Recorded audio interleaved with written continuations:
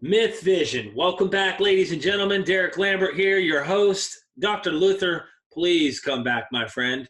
We need to resurrect him from the dead. All of you seances and incantation people, warlocks and witches, please try to resurrect him. And if you can't, we'll call upon Joseph, the dreamer, to possibly come and interpret this dream.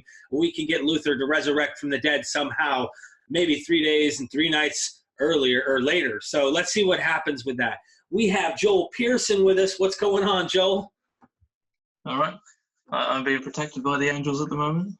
I see that. I was thinking that that could be a crack on your screen, but then I'm becoming too much of a naturalist, and we're not giving credit to God. So I need to pause, back up for a second, and say, you know what? That does look like a flaming sword poking out at the corner of your screen, and I feel like the angels are going to be with the message that you're going to present today. Am I wrong, or? Oh, yeah, that's definitely what it is. The voice is from above. Yeah, man. Either that or it's an angel of light, which they warned us to stay away from. We'll figure that out as your message comes out today. We'll see where you land, man. You might be on the bad guys team. I don't know. We'll see. Well, there's also the photographs from the Omen where you've got that line on the photograph showing what was going to happen to them. That's right. I don't know, too many interpretations. There's too many options. You know, it sounds like Christianity. You know what I mean? It's like we can never figure it out. I'm glad you joined me today, brother. I figured we'd have I guess you say, a musing today. We'll just have an interesting dialogue pertaining to historicity, mythicism, and shoot it from the hip. What do you say to that? Yeah, it sounds like fun. We can do some just broad scale stuff that people might not necessarily be aware of, and we could pick on individual points that sound interesting. Well, let me ask you a basic one, since I guess a lot of people who look at this, they're probably like, come on, man. We always hear this argument, an argument from the majority. Anyone who's to be taken seriously, all these serious scholars, seriously, if you're going to even think Jesus didn't exist, possibly as an actual historical person, you're not to be taken serious. It's like, get out of my face, don't even consider it, and therefore really make you feel, well, if I even take this stance from the get-go, I've already lost, because you look like you're really just purposely choosing a fringe side, and all these serious scholars don't. So what do you say to that, the majority argument? And I know that would be a logical fallacy to try and push that on people, but maybe delve into that a little, if you don't mind. Well, in the most cases, it does make sense to side with the consensus. For example, scientific consensuses tend to be pretty solid nowadays. Although that's the question is, well, what is this consensus based on? So if you doubt a consensus, you want to go to the evidence, find out how much the evidence backs the consensus. But in cases where there's a lot of bias, you want to watch out for consensuses. So especially in anything involving faith, then you have to watch out what methodology they're using. So we can look into methodology and look at the evidence. So, like, you know, the idea of there being a consensus of a flat Earth because it looked flat, and that's the kind of thing where you could say, well, yeah, there was a time when everyone believes the Earth was flat, and that consensus was wrong. So in the case of mythicism, you could say people who don't really understand the question and just want to defer to the experts would say, okay, in that case, Jesus probably existed because that's what most experts believe. But then you have the major bias where the funding is Christian, the scholars are Christian in most cases, and we even have examples of people who have lost their jobs or been bullied in some way for going against the Christian position, even on things where the evidence is pretty solid against it. So, yeah, it's one of the ones where you shouldn't just go, okay, there are biased scholars here, therefore the opposite is true, but you should at least question why this consensus exists. That's a good point, and I agree. I think I see that often in the arguments that what we deal with. I mean, it makes you kind of, honestly, it's a very pressing matter to me, because that's the argument I hear from people who don't even know the argument. They don't know, and I'm not meaning this in any way derogatory. The emotion I'm portraying here is not at all like, oh, they're stupid or they don't.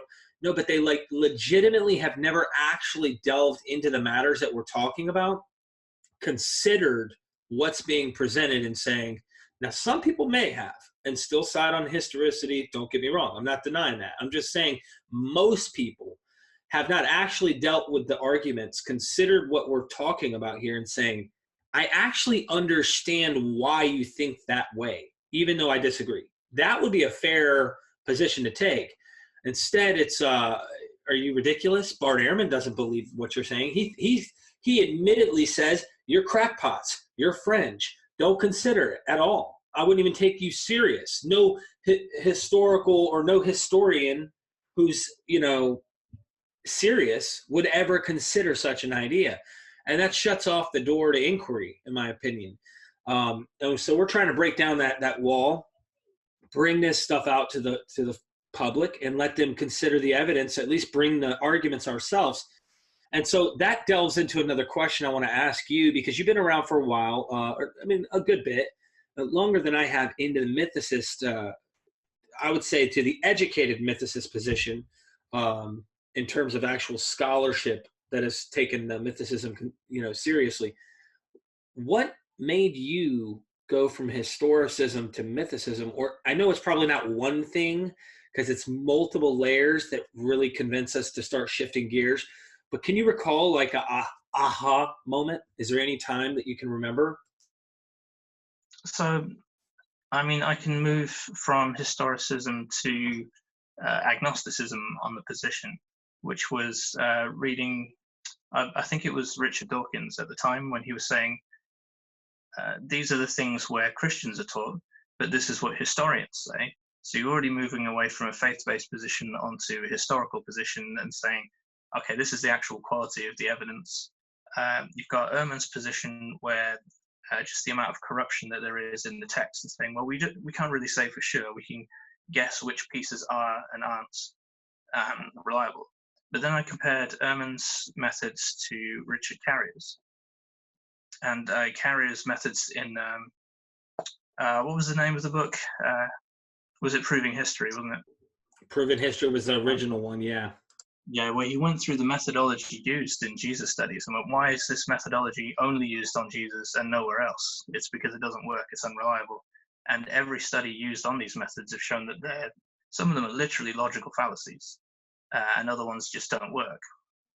So yeah, I would say it was gradually working through these systematically different books, and then moving further and further towards the mythicist position. It wasn't until I read Carrier that I actually decided Jesus probably didn't exist. And that's one where, there's so much evidence laid out, and it's so systematic that I haven't really seen a good defense against it. I haven't seen a good argument in the other direction. The best I've seen is Ehrman's work, Did Jesus Exist? But obviously, the quality of that work isn't as high. I have to agree with you. From what I've seen so far, it makes me wonder, have they really considered what is being said, on Carrier's side?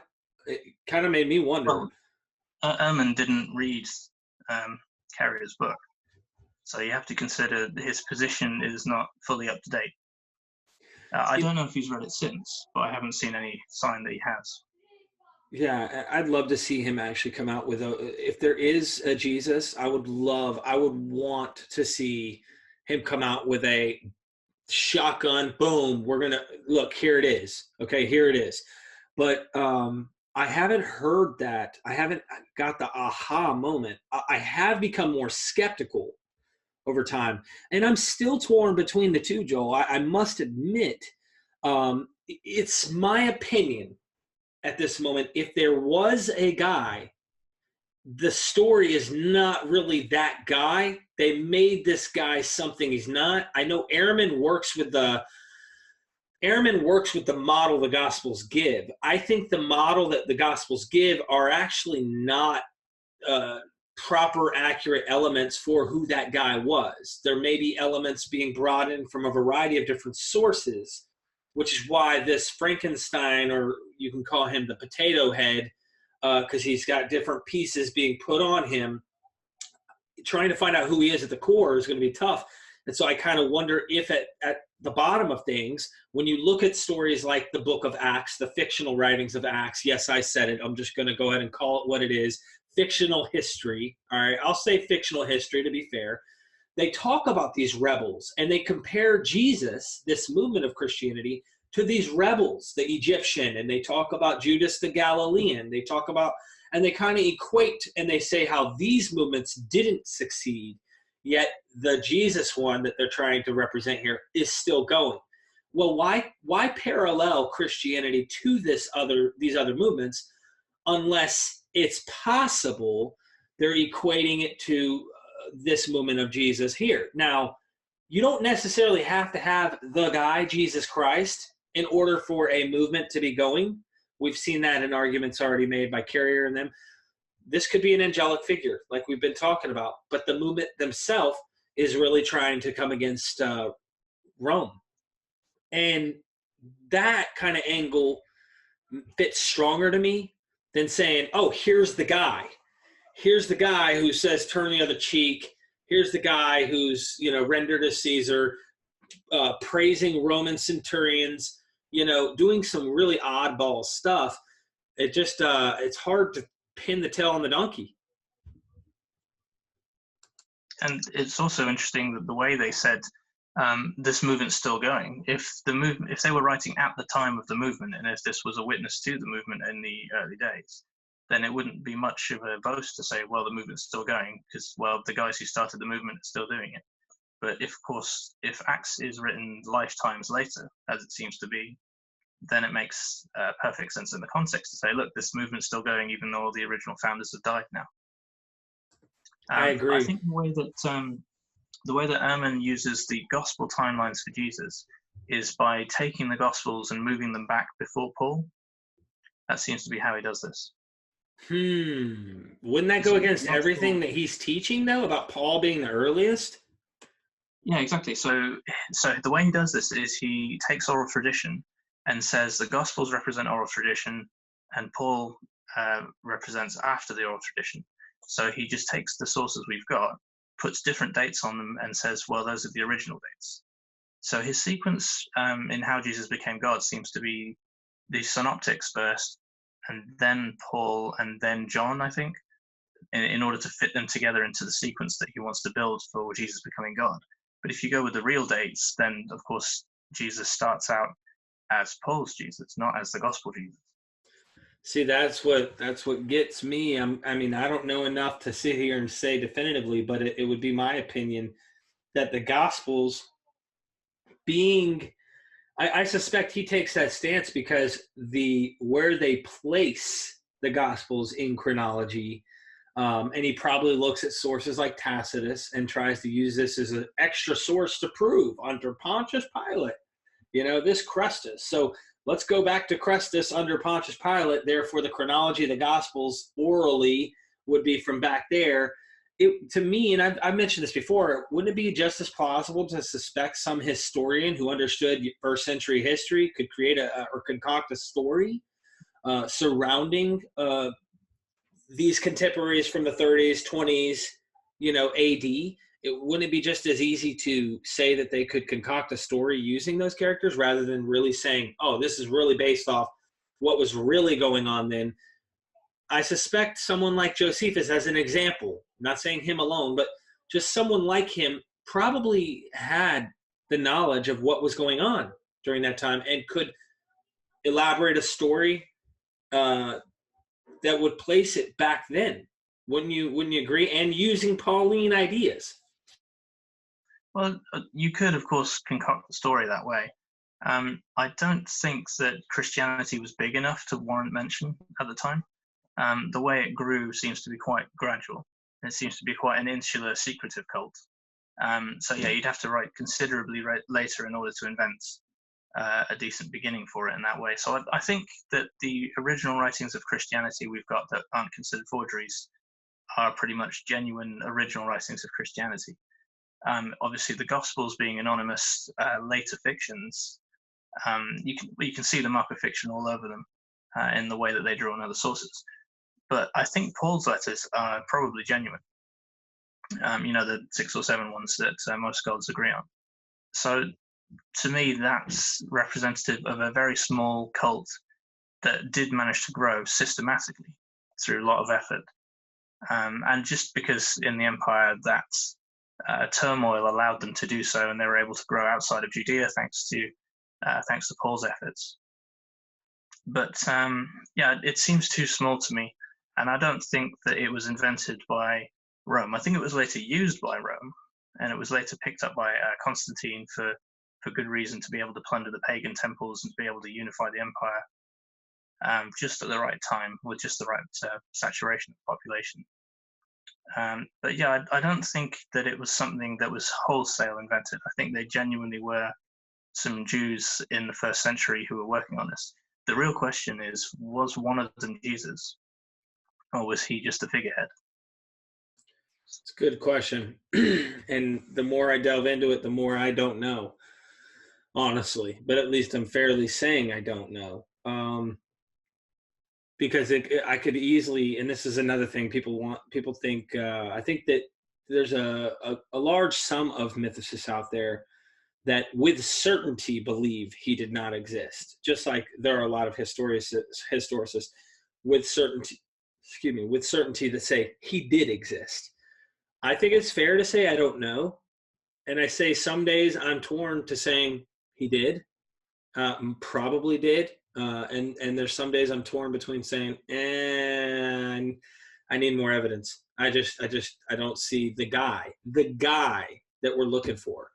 And that's a fair, I think that's a fair position to have. And I think the more time we delve into this question, unless new evidence arises, I think more people will start to see what we're saying and say, okay, I get why it's probability at this point, and the probability isn't so absolute that he did exist.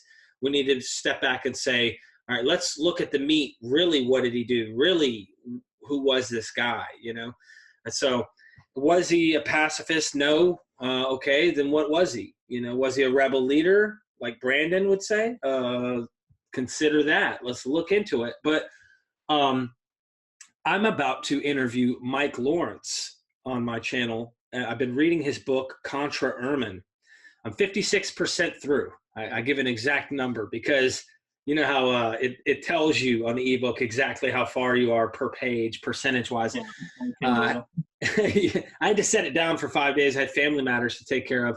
And he brings up some interesting points. I definitely want to go over those points with him in his book on the show. Have you read his book? I haven't read that one yet, no. Yeah, check it out. It's an interesting one. He comes straight for the heart of Ehrman. What Ehrman is espousing at its heart is practically that they wouldn't invent, like this is from what Mike was saying.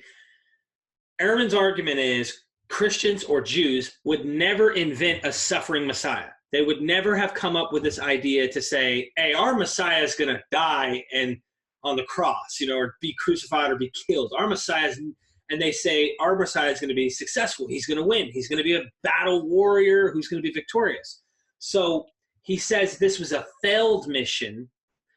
They put the title on this guy who was supposed to be the Messiah. He goes and he fails at doing what he was supposed to do as Messiah. They can't let go, cognitive dissonance. So they have to concoct a way to have him come back somehow. And in my opinion, already I have so many red flags in that idea that you are now tearing down the narrative, the fictional narrative in which all of this is where we're basing our evidence. That narrative seems mythological and necessary as part of the whole myth. So how can you use that narrative to try and say, oh, well, this was real stuff, but they mythologized the real stuff, and really it became a hocus pocus. He's supposed to come again at the end of the 1st century, which ends up happening at the war. Very interesting idea of a 40-year distance, or as Mike mentions, a 70 years from 0 or 180 up to 70 AD. There's an interesting mythological, numerological significance to this story and when it was placed in history. All of that is part of the myth. And so it was a very interesting thing to read. You might want to check out that book, but I don't know if you've heard anything like that or not. I've read some of Mike Lawrence's comments, and did he do any videos? I think I might have seen some of his earlier stuff. I think he did. He's got some on YouTube. I've been reading the book, though. I haven't really gotten the time to sit down and listen to a lot of his videos. Yeah, so obviously the 1 AD to 70 AD didn't exist at the time of all this being done. So, but contextually, they still have the maths. They still were trying to work out from Daniel what years things were supposed to happen. I don't think you necessarily need to have an individual person killed who was leading the cult and then replaced, because you've got the context of it happening all the time. Israel had these failed revolts over time for so long. By that point, they had this cycle of dying messiahs already. So you didn't have to have one specific one be picked. You could just have the general trend of Rome stamping on them every time they try and rise up. And that's good enough already for that myth to arise. You don't need to have a specific Jesus killed. You just have to have the theme just in the consciousness. And it's even more likely when it's more than one happening in a sequence, because then you get the sort of the sense that you'll never be able to defeat Rome through physical means. That takes you down the spiritual road and saying, okay, well, we can't beat them that way, but God can't be wrong. Therefore, the only option left is that this is a spiritual victory, not a physical victory. And for Ehrman to say that no Jew would do that is obviously a ridiculous claim, because you can't possibly know what every single one of them was thinking. Say the majority wouldn't, fair enough, but it only takes one. No, I definitely saw the angels, the lights on your screen flicker when you said that. They were battling the demons that were trying to fight what you were saying. Just being silly. No, but I think the whole point that Ehrman's saying is there would be no suffering Messiah story. Okay, so he's really trying to cut out the idea that this was really an invented or created narrative rather than real history. And Dr. Bob's been on my show, and he's pointed out Old Testament narratives where you have the dying, suffering servant, Psalms chapter 2 with David. You have a suffering Messiah idea in the Old Testament. And this is a narrative like you're talking about that's been going on. And all it is a continuity of that, except it's hitting a point where they're trying to have a finality of the suffering Messiah concepts here wrapped up in this Jesus. And you said something else that kind of made me think, made me think that Jesus is not an individual. He represents Israel, which was very interesting to me, that he's not a guy. He is the nation, so to speak. In a sense, there's some kind of allegory there. But I know Dr. Bob also mentioned, he said that Leviathan, he said Yahweh actually fights Leviathan in Job. And it's the god, the storm god, that battles the dragon. And what do we see with Jesus? In the book of Revelation, we see another divinity type fighting the dragon idea. It's like he's defeating that old serpent, the dragon, the liar, and that theme is attached to Jesus. So at this point, we have to go, okay, if humorization is taking place, in my opinion, this is just my opinion, because you start cutting off all the fat, what do you have left? Was Yahweh a real guy? So it's like, I know that's a huge leap, but I'm just saying, can you imagine us trying to euhemorize like the euhemorists did by saying Zeus and Poseidon were ancient kings from way back in the day? Then Yahweh must have been an ancient king at some point, and Jesus comes along as a king. And it does say in the Old Testament, before Israel asked for an earthly king, that Yahweh was their king. And so Jesus is coming on, and he's replaced. It seems like he's doing something like the Old Testament mentions before by becoming the king of Israel, in the same sense that Yahweh was originally king of Israel, so to speak. I see a myth here, man. It's very hard to see history in this. If there's any history, what is at this point? What is really it? Well, so I don't think that Revelation is particularly helpful when looking at historicity just because of how late it is. It's written, what, the 94, 95, thereabouts? 96, I So thought, but yeah, I could be it's wrong. very disconnected from the actual history that we're looking at, which is, 20 years before Paul wrote. That's what we're really interested in, is that was there a guy around that time? And I think that the argument that Jews wouldn't invent a suffering Messiah is self-defeating, because they did. Regardless of whether Jesus existed or not, they still invented that story, that narrative of the Messiah, the dying Messiah. And there was even a sect that placed him 100 years earlier, I think. Yeah, it So was a Jewish sect, I think. Like was the Edomites that said he was 100 BC, or he was 70 something BC under a different reigning emperor. I can't remember, but it's in the yeah, Talmud. they put him under a different emperor, I think. Yeah, but that's I don't trust my memory well enough to go into that in any detail without looking it up properly. That's wild, man. I don't know what to make of that. Dr. Bob's made that argument too. When I looked him up on Wikipedia, when I was originally looking into this stuff, I remember him making the claim, and I've heard this from Acharya S. Dia Murdoch. She said, when you peel away the onion, all the layers of the onion, and you start saying, that's definitely myth. Okay, that's mythology. When you get there, you realize you have nothing to peel at the end. You have to go back, I guess, if you were, like, in my mind, to really, really, really be honest and not biased and really say, okay, there's got to be some history here. You got to go back to each layer of the onion you peeled and look for the details in there, in that myth, to try and suggest, well, I know that's shrouded in myth, but, there was that emperor. Okay, it does talk about Herod the Great. Okay, that was a real guy. Okay, so now you got to pick parts out of the myth and say, well, these are people, these are places, and these are things that are real. And the argument I hear from historicists will go like, well, let's see. For example, John the Baptist was real. Herod the Great was real. And you're going to tell me Jesus wasn't? Well, how can these guys be real, yet Jesus isn't? What would you say to that? Well, John the Baptist is also questionable, but I think he's more solid than Jesus in history. But yeah, obviously, I think the usual argument that's used is, well, New York is real, but that doesn't make Spider-Man real. So, it's very common in historical fiction to take markers, people, and just weave them into the story. It's like Forrest Gump. A load of the events that Forrest Gump walked into were real, but he himself was a fictional character. So it's quite easy to write fiction that way. In fact, it's easier to write historical fiction that way because you have these anchoring points.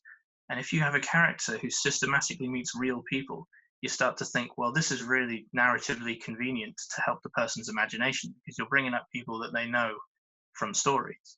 But what are the odds that this one person that nobody's mentioned outside this story actually did meet all of these people? It's like the story of the 100-year-old man who climbed out the window and disappeared, who bumps into countless historical figures. He's met people all over the place, like Joseph Stalin and General Franco and so on. But obviously, that this is fiction, and we know that this is a fictional story. But imagine if you took that story and then people started to say, later on, they started worshipping this figure and started saying, okay, this Alan Carson guy really did exist.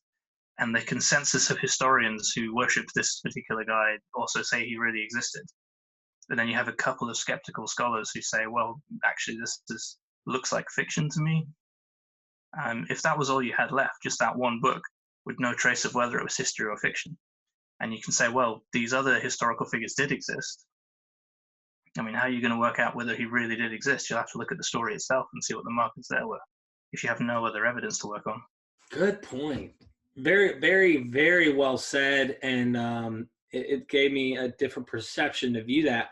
So to be fair, it's fair to just say, now we're saying, well, we think there was one, but we're not sure. It's fair to be agnostic, so to speak, or leaning towards historicity if you're going to be a historicity guy, and saying it's possible he didn't, though.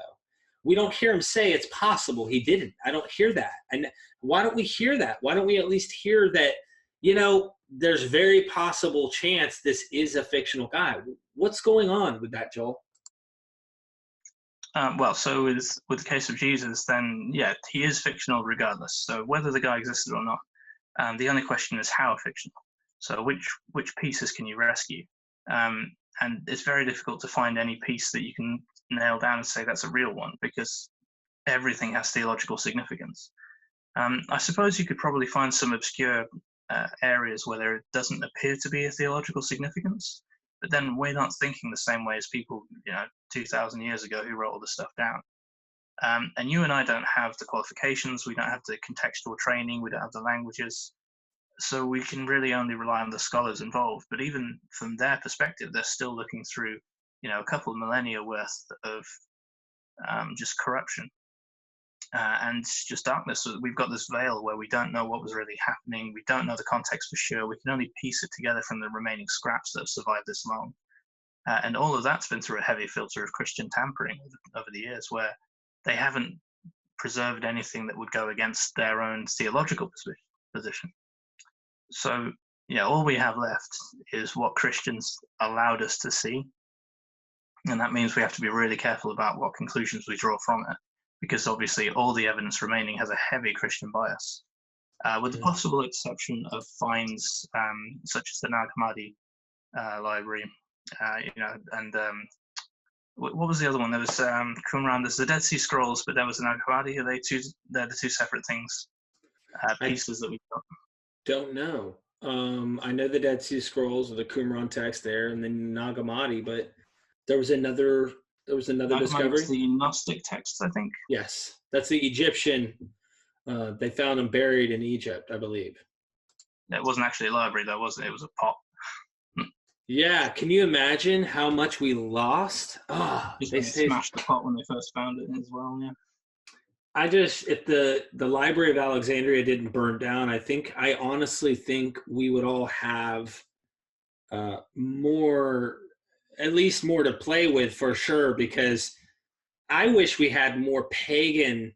I'm sure a lot's been destroyed, but I would like to see the enemies' voices a lot more, because someone probably, if there wasn't a Jesus, let's just play a game. I like to play games. If there wasn't a Jesus, and these guys were writing them, and they were going, dude, this is the guy that was involved in this. You guys made this up. I know his cousin, okay? He told me, probably, I'm just saying, there was probably writings about this saying, you guys are involved in the making of this myth up, and now you're pushing it on everybody. We're not buying it, or whatever. It makes me wonder if there's something like that may have been destroyed, because clearly we have enemies of the church written in the actual letters already saying they thought this is mythology and that this isn't real, literal. So something is starting to evolve. They're already starting to push that this is true in the literal sense. And this is my problem. I've been going around trying to explain to people, I'm torn between this is allegory and this is BS. Because to me, you have, I see a ton of allegory in the New Testament. But if it weren't for the claims of people saying, no, he died and rose literally from the dead, okay? If there was nowhere that demanded that, I would see this as much more of a beautiful text, and that there was no laid claims on this by suggesting the literalness of these supposed events, okay? I'm torn between that, because I want to tell people, hey, this is literally an allegory and not an actual literal claim. Problem is, Paul didn't do that. Well, so you have to consider the motivations of the author, I suppose, in each case. All right. So when you consider the motivation of the author, I think that's the key thing. So when you're saying, okay, it's an allegory, or they're telling a literal story, but what's the reason that they wrote this? What point are they trying to get across? So if you were going to tell a literal story, even then you would choose the story which has some meaning for you.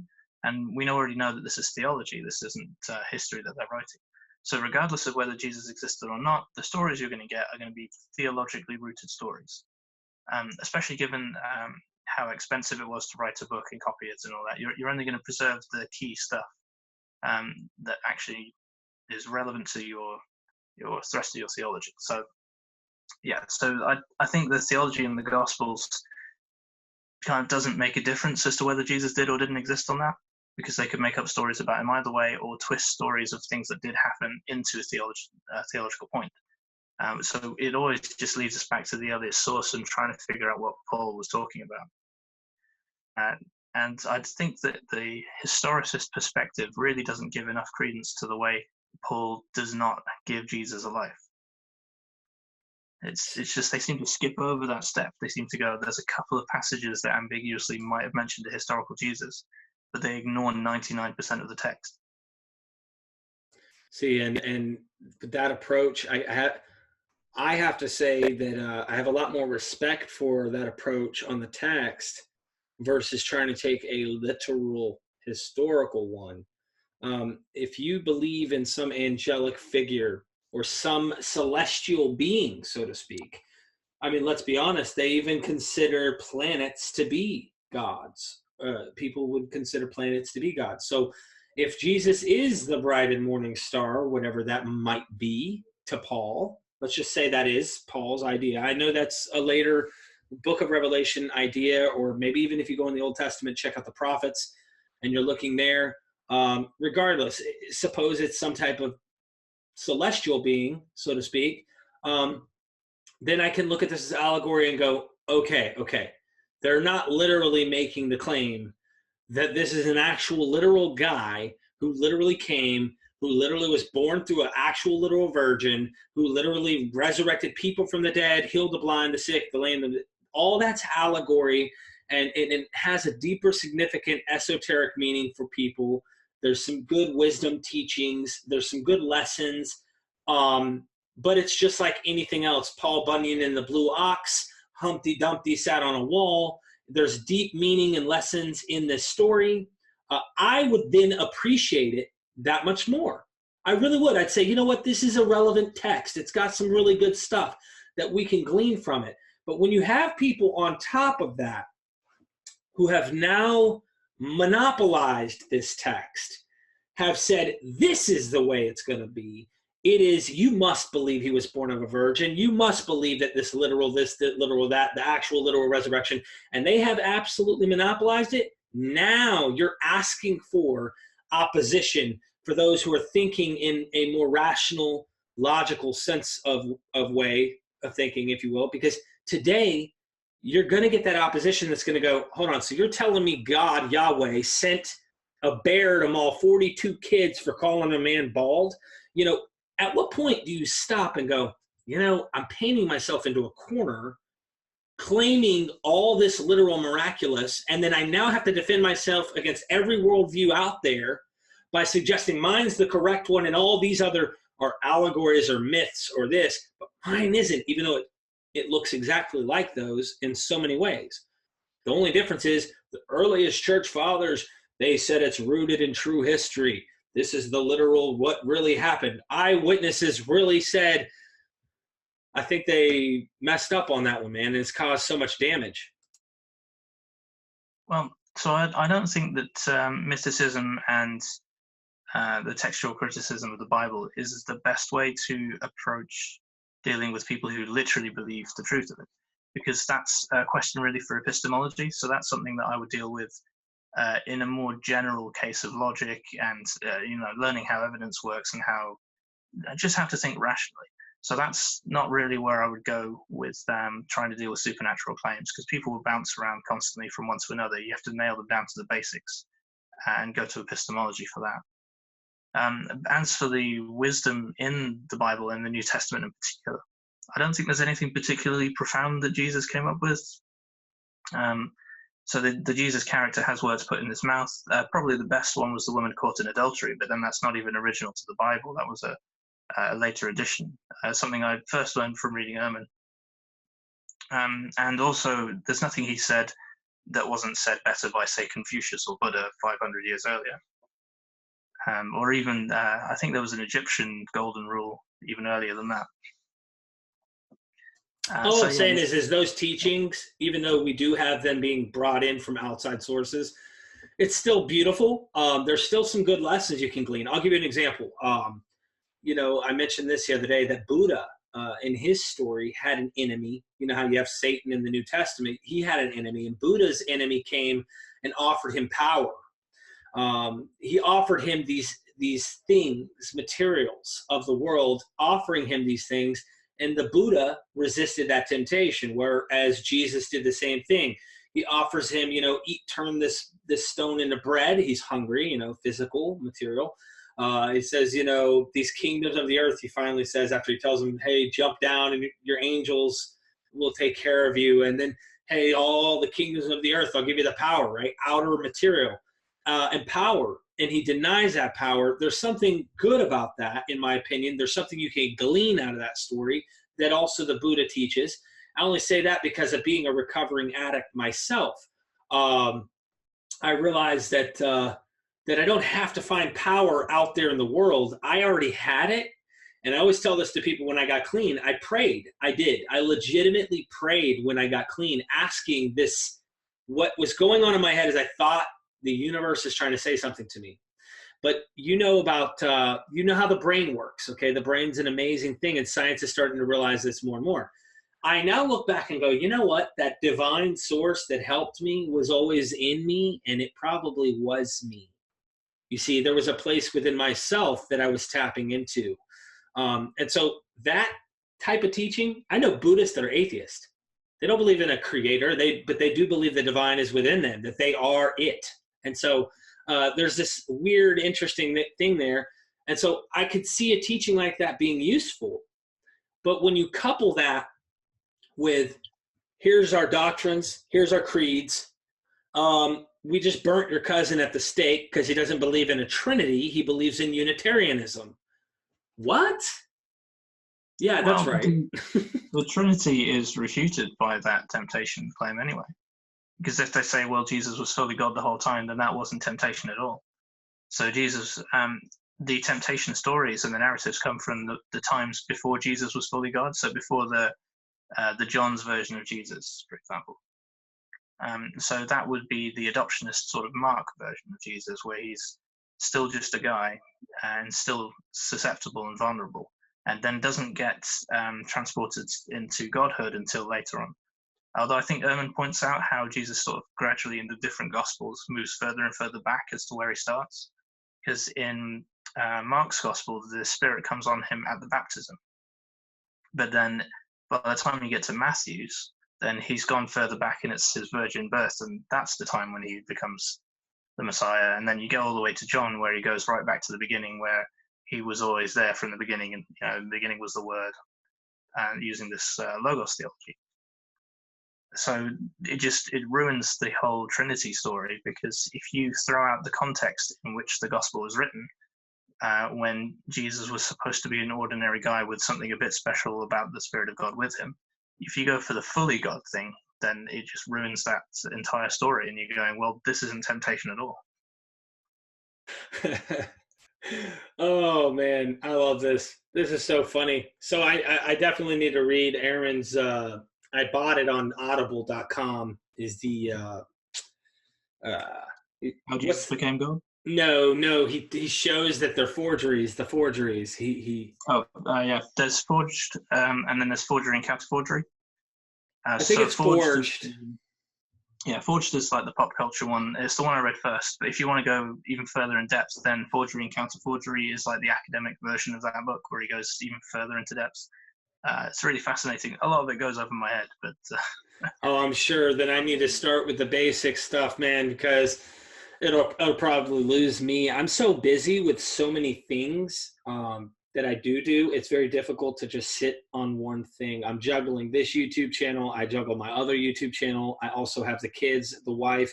I help drug addicts a lot. And so, so I have a hard time. I got to keep it simple. So same with family and work and trying to read as many things as possible. I actually am planning, and I'm trying to get our audience to maybe help out if possible, but I want to get Carrier and Dr. Bob on to do a show on the celestial Christ and really go into the heavenly angelic Jesus figure and really show Paul's Jesus. So I really want them to spend 2 hours on a show. It's going to cost us some money to get both of them on, to spend that time to go deep. I want them to go before we'll plan the show out so they can get all their notes together and be prepared to bring the heaviest evidence that they can to prove as much as possible that Jesus is a celestial being and where it comes from and how it's rooted in Old Testament. Because we can show that that there's elements that the New Testament is just borrowing and copying from the Old. And if Paul says he learned about his Christ, or he learned these things from the Old Testament and from Revelation, we need to show that. We need to prove without a shadow of a doubt that that's the best position to take, rather than this real historical guy becoming God. It seems that he's euhemerized from an angel, and then from the euhemerization, they make him divine and man. So I'd be interested in seeing that evidence. What do you think of that? I donated a bit to that fundraiser as well. It's something that I think they would probably disagree on a lot, and I think it would be very easy for two scholars to go down deep into one particular point and then just argue point back and forth for a while. So it might be best to have some sort of agenda to hit multiple points, just to make sure you actually have enough time to get through everything you want to look through.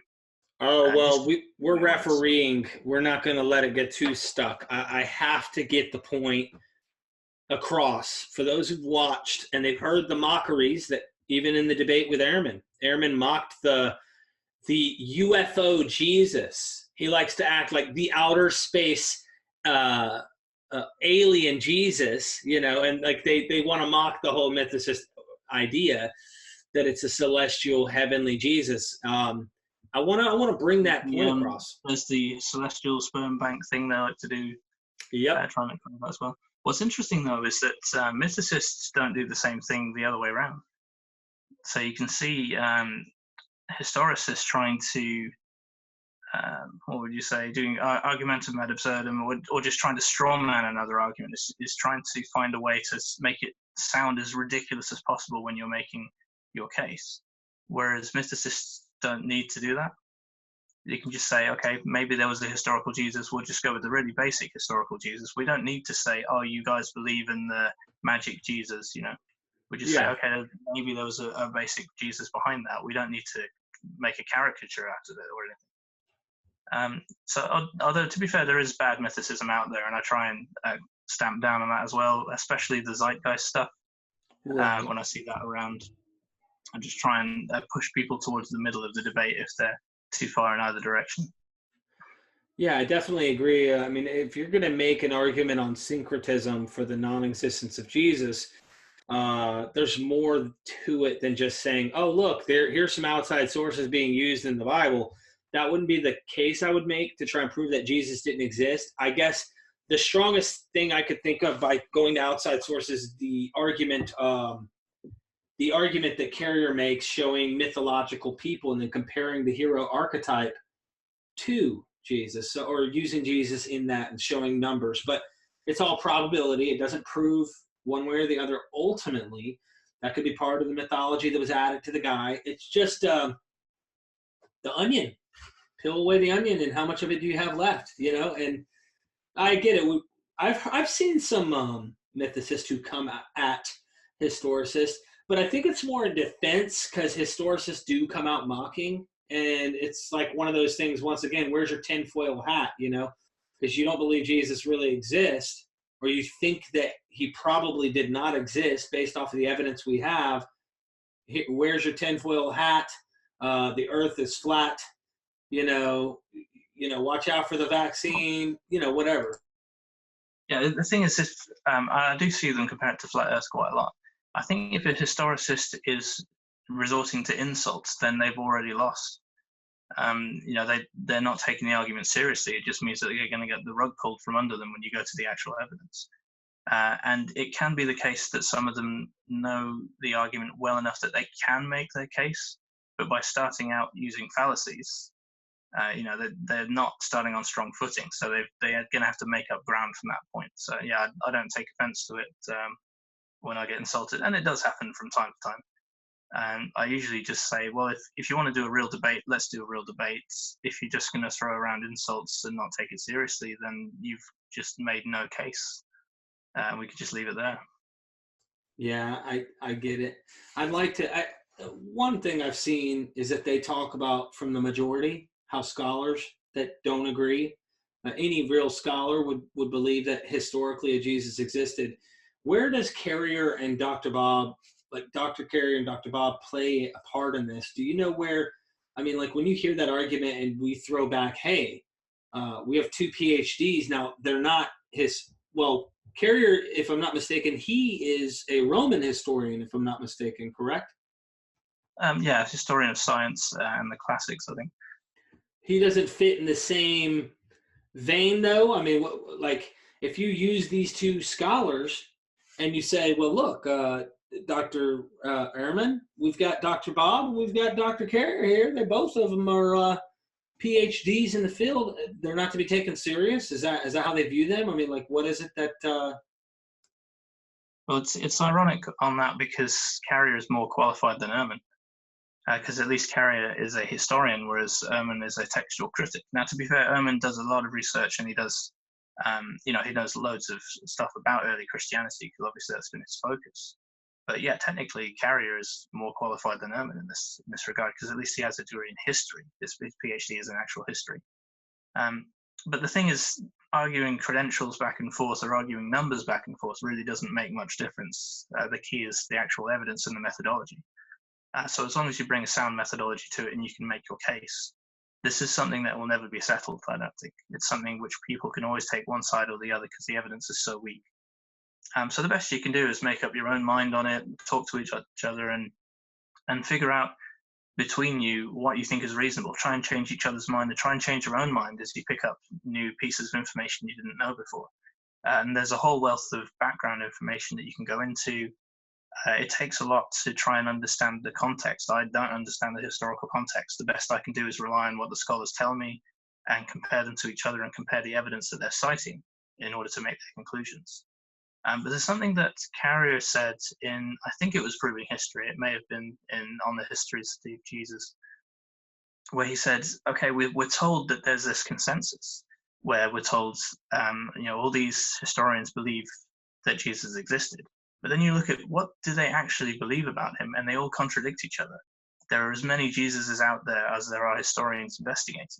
So there isn't a consensus, really. There's a consensus that, this zealot Jesus existed, or that this failed apocalyptic prophet Jesus existed. So when you look at it closer, it turns from a consensus into just a mess. It's so many different Jesuses scattered all over the place, and everyone reads their own personal opinion into it, where they pick out what they think the real Jesus was, just happens to match their own beliefs. So yeah, I don't even consider it a consensus. It's only a consensus if you take back and look at the large scale view. But the second you try and go into it in detail, and also all this effort that's been put into finding out about Jesus, he's probably one of the most studied people in history, and we're still no closer. In fact, the more they study it, the further the ideas of Jesus diverge. People go down different paths. So yeah, it just, if there's a historical person really there, you would expect that to become clearer and clearer and focus in on one person as you examine them. Whereas what you get with Jesus is it gets worse and more spread out.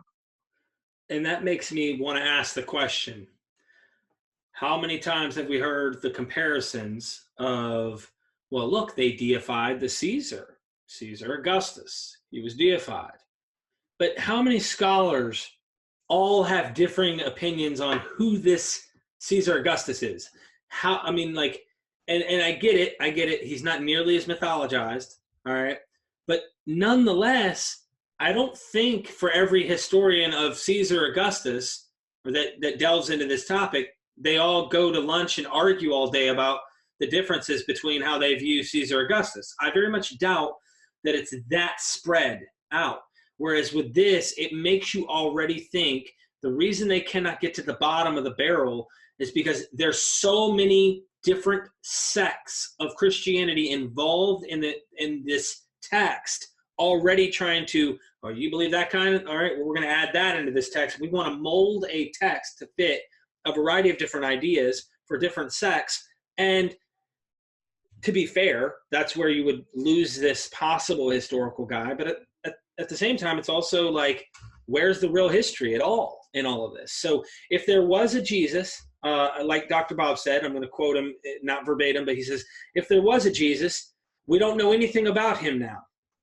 Literally, we have no Jesus left because they have written him out. There's no way to know. So do you have... It's a point that Ehrman brought up about the Gospels, where we keep saying the Gospels as if there's a central story, but every single one of those Gospels is fighting against the other ones. They're all 4 different stories, and he says read them side by side and try and trace the stories, and you will find just constant contradictions between them. And especially with John, who just goes off on his own, that's a completely different storyline. So yeah, there isn't a single coherent picture of Jesus, and that's why they come up with so many different ones. Especially when you start bringing Paul back into it, because then you've got Jesuses all over the place. It's, you can bring up a different aspect of him to make a different theological point. And there isn't really much of a Jesus in Paul anyway. So you can say how much of that is Jesus and how much is Paul. Is there any Jesus in there, or is it all Paul? Good point, Joel. Good point. It's so many questions, man, and there's so much more to learn. I'm picking up more books as time goes and chiseling away at this subject. I'm remaining, I guess you'd say. This one at the moment. Oh yeah, how is that one going so far? It's great fun, and Dr. Bob has a good sense of humor, so I'm enjoying it. He really does. He really does, man. I got to get him back on again soon too. But yeah, I haven't had time to check that book out yet. I need to. He did a show where he talked about some of the stuff, on my channel about the book. I watched that show and I bought that book. Yeah. Are you going to write anything at some point? I don't think I have the patience to sit down and write a whole book, but you never know. Maybe if I pick a subject. The thing is, everything I know about these subjects, I learn from people who are better experts on it than me. So I think, well, they're the guys who should be writing the books on this. But yeah, maybe someday I'll consider myself well-read enough to put my own thoughts to paper. Okay. Maybe David Fitzgerald, for example, because he's not a PhD historian on this, but he's really good at picking up all these different facts together, putting them into an interesting and fun way of expressing them and putting the book out. I think he's done a great job with that.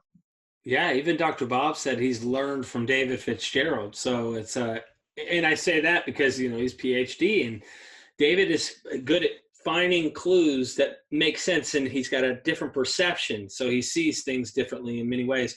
Man, I enjoyed this. Do you have anything you'd like to close this with? I'd like to say go and read David Fitzgerald's books as well. Yeah, and this is Mything in Action, right? So Mything in Action is 3 volumes. You've got Nailed as well, and the book about the Mormons was good. What was it called? The Skeptics or the Heretics Guide to Western Religion. His book on the Mormons was fascinating. The history of Joseph. I can Smith. look it up even. David. And the thing is, he doesn't go. So one thing that writers can do on this is they can take ideas and just run with them. So like Carrier S, for example, or DM Murdoch, I think her other name was. I forget which one was the pseudonym.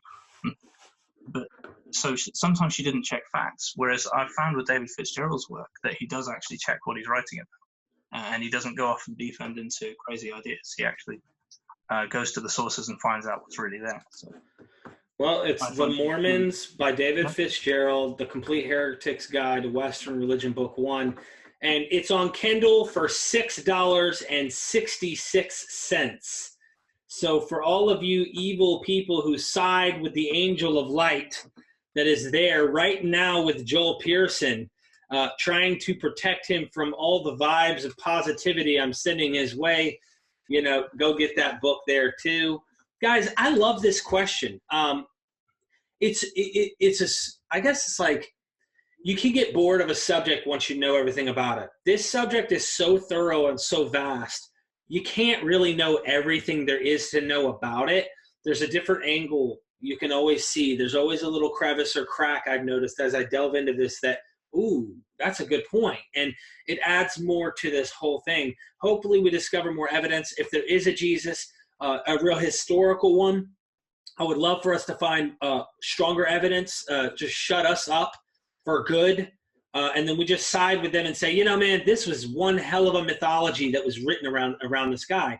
And if there isn't a historical Jesus, I would like also to see possible further documentation that we could find showing maybe a pre-first century Jesus figure, like we've tapped into a little with Philo, if that's even usable, or an Old Testament Jesus that's been mentioned, if that's even usable. I only say that because some argue that that's not to be used.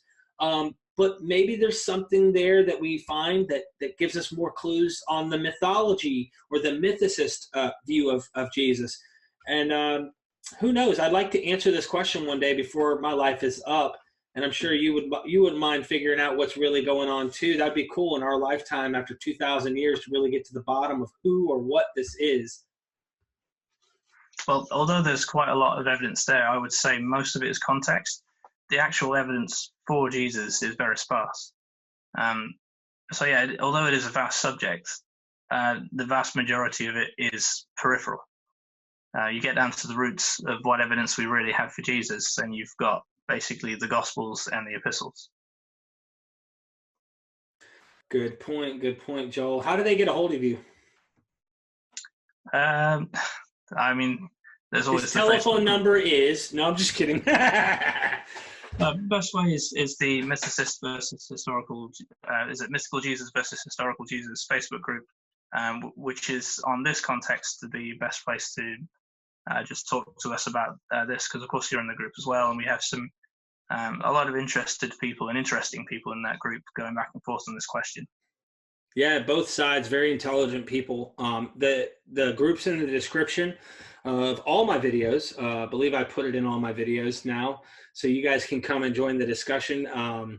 And yeah, there's both sides pulling me back and forth. I've had guys on the show that are historicists. I've had guys on the show that are mythicists, and I'm kind of like, torn between the two. So thanks for joining me, brother. And yeah, we'll see you in that group, I guess. And hopefully Luther can come back, because Luther asks such more profound questions. They might be the same questions in a way that I ask, but he says them so much better than I do. He's poetic with it, you know? So yeah, I'd like to talk to him again. He's a fun guy. Oh, we're going to have you back on too. Well, this was a cool from the hip, having fun type show. And thanks for joining me here on Myth Vision, brother. Thanks for having me. All right, together we got to do this. We are Myth Vision. All right, y'all. We'll see you again. Thanks for joining us.